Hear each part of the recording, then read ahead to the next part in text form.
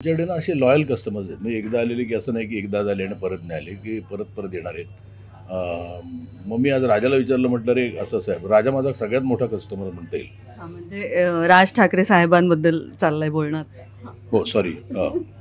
तर राजचं कसं आहे, पण राजचं कसं असतं ना, राजचं जे ऑर्डर येते ना, तर त्याचं बिल कधीच 50-60 हजाराच्या खाली नसतं.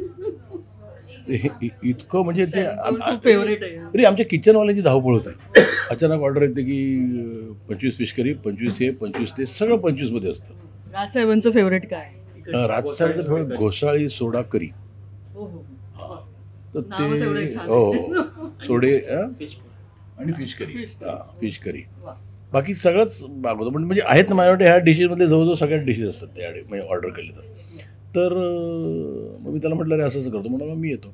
आणि मला काय होत होतं, की एक कुठेतरी ना फास्ट फूड, म्हणजे लोकांना आता हल्ली फास्ट